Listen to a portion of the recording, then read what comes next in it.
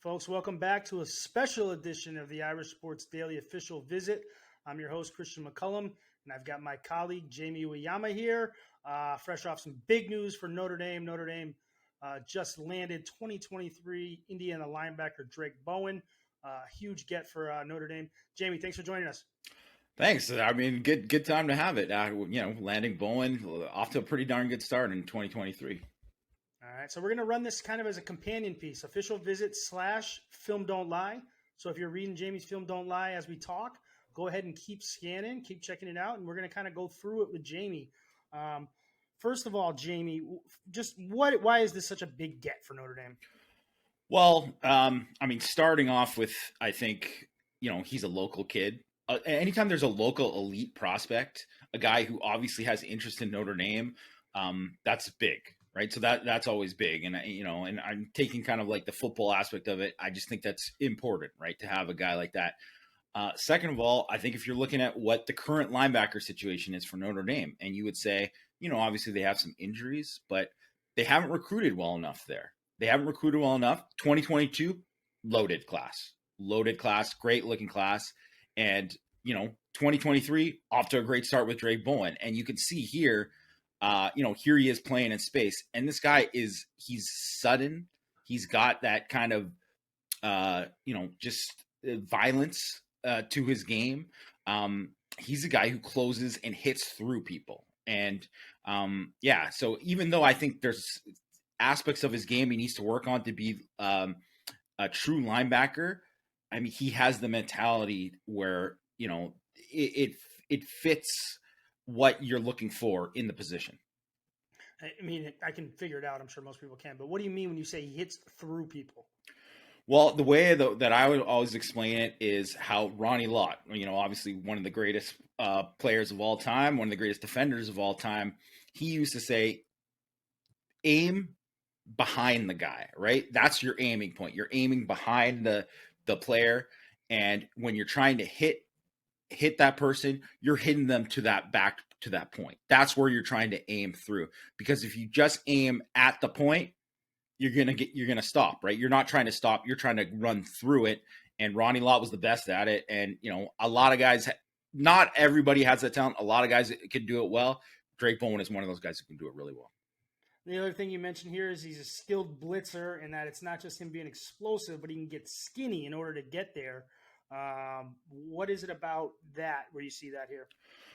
Well, I in this play, it's more of about, he's obviously a hole opens up and he's taking advantage of it. Right. But, when it comes down to it and teams are in protection and they're trying to slide to maybe pick up a linebacker, you got to get skinny through a gap. You got to work an edge. You can't just rely on being explosive and trying to run through guys. And that's a lot of times, especially with guys in high school who are the dominant physical athletes that, on the field, they'll just straight up run through a guy, right? Because that's what they can do, right? But when you get to the next level, when you get to the college level, and that's a 330-pound guard, you're not going to run through that guy, right? You have to be able to beat him on an edge. You have to be able to split him in a gap. And that's exactly what you see here, where you see him splitting a gap, turning his body, splitting a gap, getting in there, finishing the play.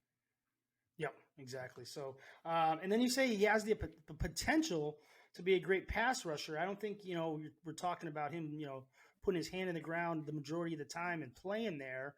But what is it you see about him that you think he could be good there, doing that kind of stuff?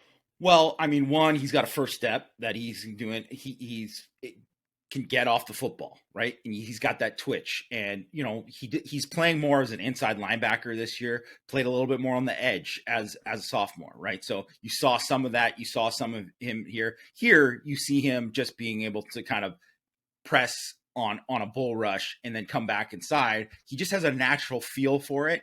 And especially with linebackers, it's not always something that comes natural because, again, they're just trying to run through guys. Maybe they don't understand leverage as much. Obviously there's still hands and stuff like that he needs to work through, but that's something that, and I'll get into it. I'm sure we'll talk about it later about who he compares to, but Drue Tranquill is the guy that I think of that way too, because Drue Tranquill, that's one thing he could do really well, right? He just knew, like, when he had a good chance to spin on a guy. He had a good feel for beating a back, right? And that's the thing is he's not. I don't envision Drayk Bowen being a guy who's going to line up going head to head against tackles very often, but tight ends, backs, and back linebackers on backs equal sacks, right? That's the way you always got to look at it. The old Wade Phillips saying, and he's a guy who can produce sacks in that way. And then you just say, I mean, he just has it, right? He's just a football player who produces. He's a playmaker. Even though he's a guy, here we see him playing running back, he's obviously going to be on the defensive side of the ball. What does it tell you about him? Well, I mean, if the guy picks off the ball, I think he's got a good chance to return it back. Like you see the little jump cut he makes here. I saw him live score a couple touchdowns as a running back.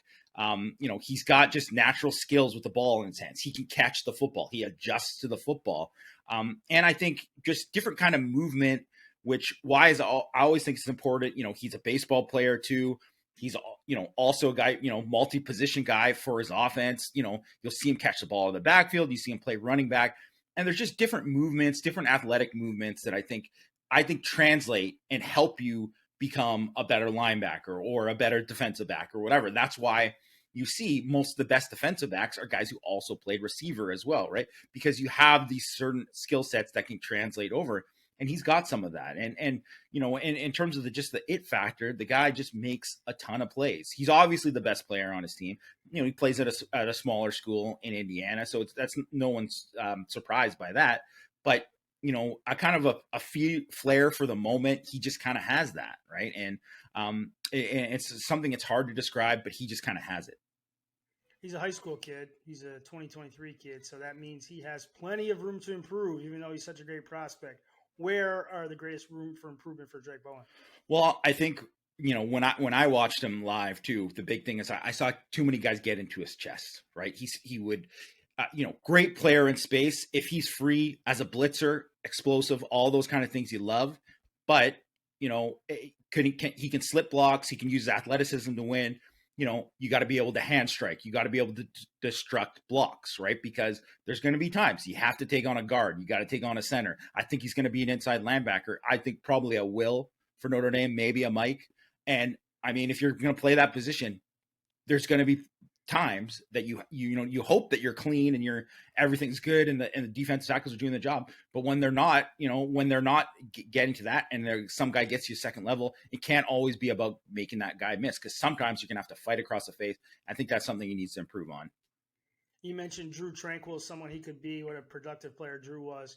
What's his ceiling? What's Bowen's ceiling here? Well, that exactly like Drew Tranquill is what I kind of see, his potential for a ceiling. So a guy who's a multi-year starter, a guy who's probably athletic enough to play as a rover, as an outside guy, but really his future is an inside linebacker, right? His future is an inside linebacker.